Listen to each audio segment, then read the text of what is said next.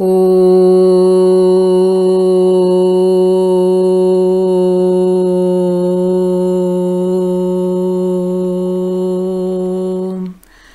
Sairam. Hara Hara Shankara, Jaya Jaya Shankara. Episode 23. Sri Mahaswami-The Sage with Eyes of Light, the Diary of a Seeker of Truth, Dr.Serge Demetrian.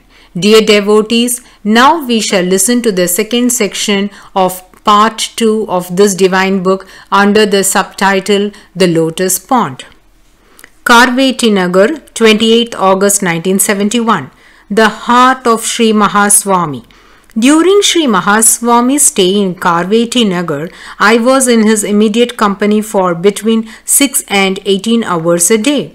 These months were not only the most serene but also the single most continuous period I have ever passed in his vicinity. I had identified myself with being the disciple of a great sage who exemplified the very best of Hindu tradition.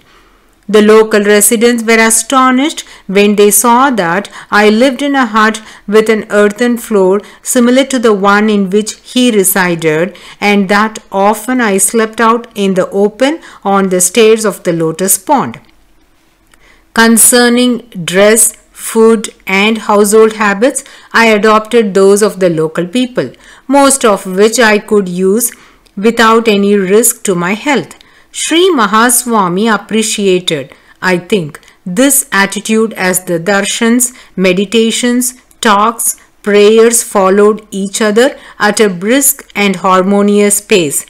My encounters with him led to waves of experiences, visitations, and profound moments of introspection.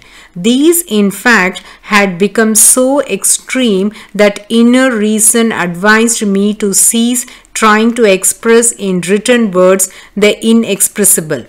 With the exception of a few events, I had ceased keeping a regular diary after March 1971. But on the 27th August 1971, during a darshan, the younger Shankaracharya had suggested that I should write down my observations. I asked him if through writing we do not give too much importance to the activity of the lower mind, manas, the enemy to be destroyed.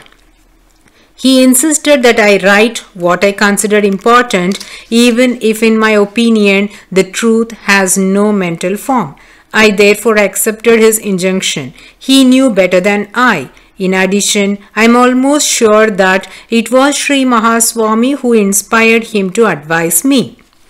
So I started again writing more regularly, and this with an event that took place round the middle of June 1971. What, since the beginning of this year, was simply a feeling became later for me a conviction. There were indisputable signs that Sri Mahaswami is not limited by the physical body that is seen by us. For example, he loses his physical density and contours when he blesses. Then he becomes insubstantial as a bluish cloud surrounded by a half-transparent light haze. During the morning hours, when sitting on the ground, he repeats the names of Ishvara, the Lord, his body becomes translucent in the daylight. His features become simplified, finer, and render his face even nobler. It becomes increasingly obvious that he does not belong to this transitory world, that he is fundamentally that other, that he has become the one to whom he directs his prayer. If this almost immaterial appearance of Sri Mahaswami, which is not a regular occurrence, persists and he gets up or strides along, he moves as if in a dream. He lightly touches the earth and drifts over imperceptible elements where it is enough to think them, and the movements will spontaneously occur.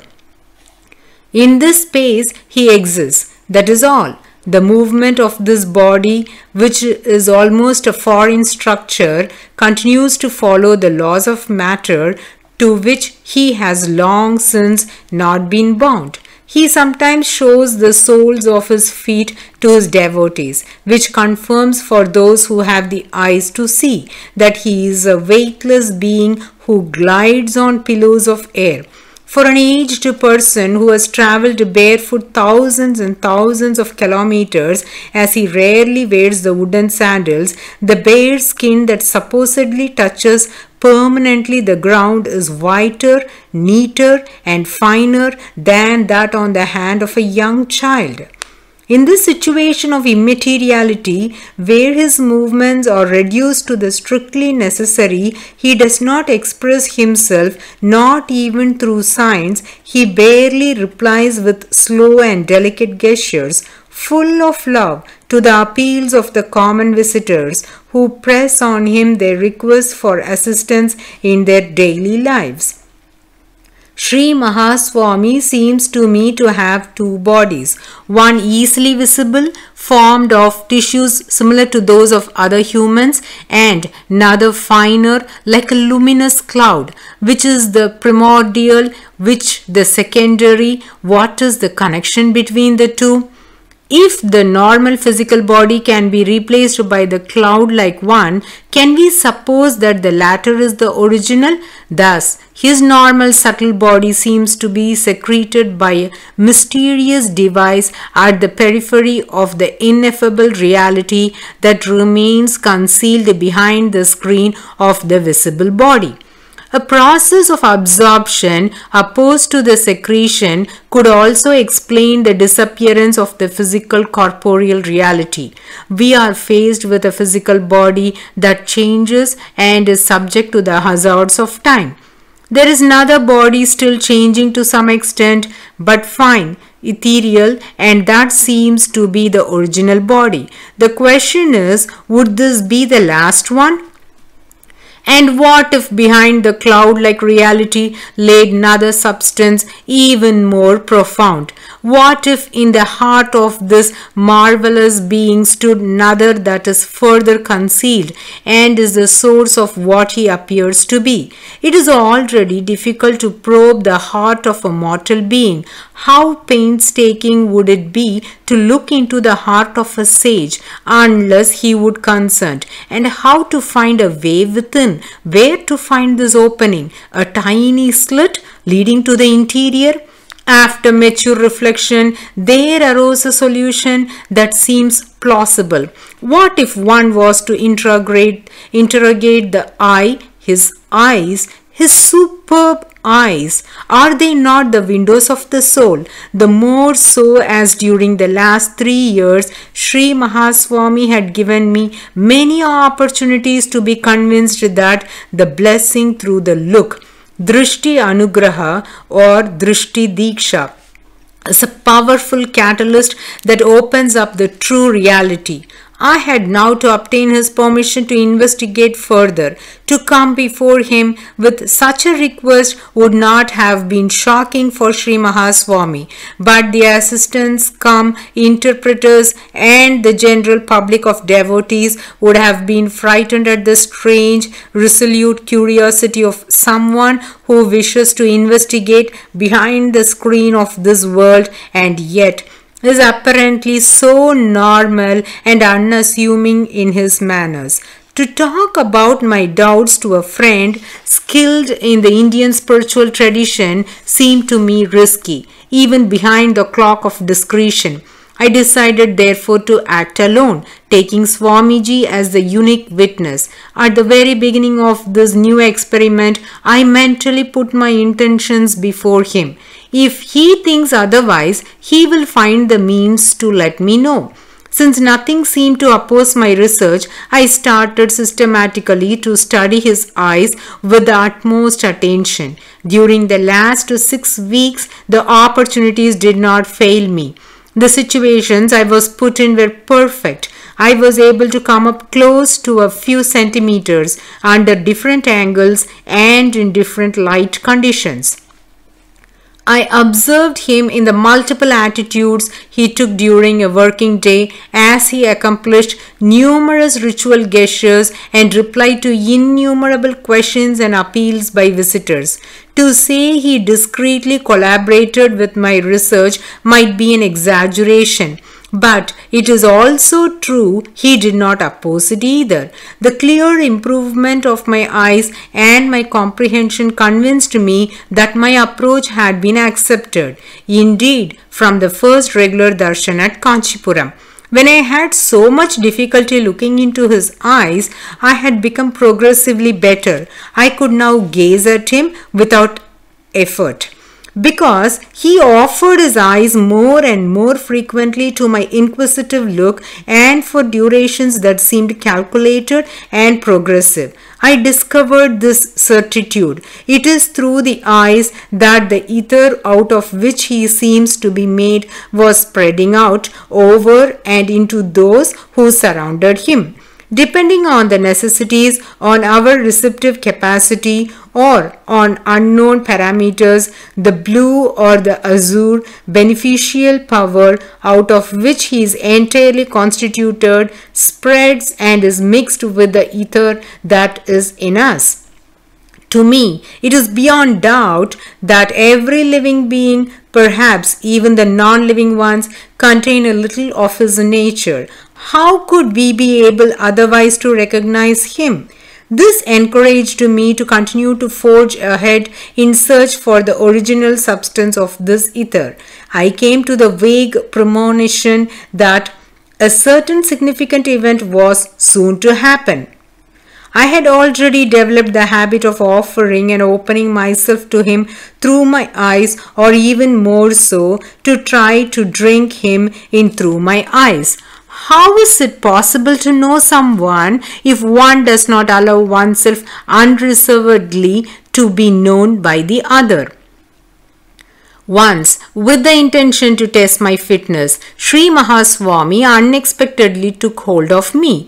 During a darshan, he absorbed my eyes. Without my mind being able to intervene, he drank them. This time it was he, and he did it entirely. He drank my eyes and their light. That day, for some hours, I remained the witness of my look.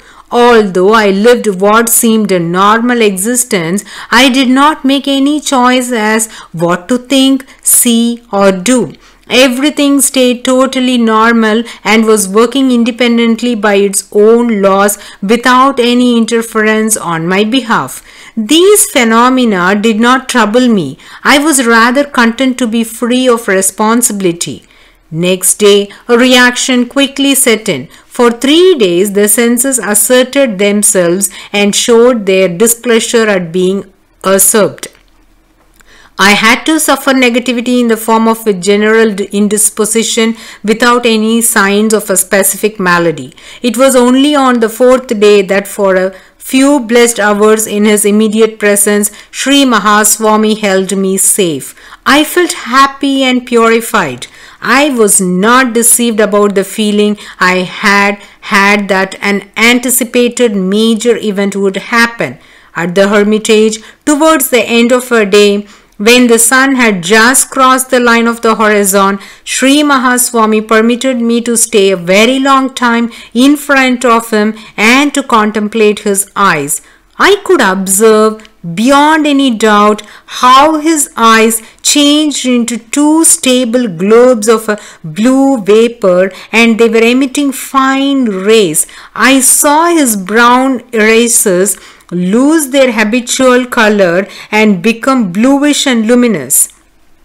In place of the pupils, which are always black in every living person, there came forth 2 stable points of light. I have never seen something like it before, nor have I heard or read of any such description.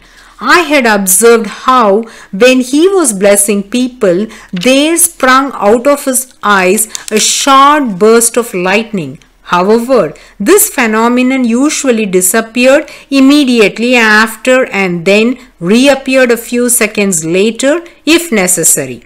On this special occasion, I saw clearly and for several consecutive minutes how his pupil was replaced, not by a single point of light, but by a round space that was well defined. There was a white azure light, a concentrate of diamond powder, impossible to describe. It was incomparable. It was the lightning of the blessing that had been rendered stable and was offered for my contemplation. I had in addition the clear feeling that the window of the pupil was a boundary. Beyond its circle, going back up in the opposite direction along the current that was gushing out, lay the source, the place of the lightning's origin. It was a mass of azure light of indescribable purity, the heart of Sri Mahaswami. This expanse of azure light is indubitably the core substance of his visible being. It is a light that he discreetly let filter under the aspect of his cloud-like body or through his eyes by only short lightnings of blessings, because otherwise it would reduce us to inert dust in a fraction of a second. The night falls quickly in this subtropical area. Sri Mahaswami retired with his loving gestures of separation and of excuse by using his head and his right hand. He seemed to express by sign language clearer than by words, "I do not really quit. Do not worry. I leave you in peace." I stood paralyzed by awe. The small round windows of his eyes lingered for a long time, piercing my pupils. Two fine golden lines, stable shafts of lightning, penetrated my pupils. Their fragrant radiation dispelled for some hours the darkness of my doubts. I returned to my hut and stretched on my couch, happy. I started dreaming even before I had fully fallen asleep. Devotees, we shall continue to listen to the lotus pond in the coming episode, bowing at the holy feet of the Gurus. Aum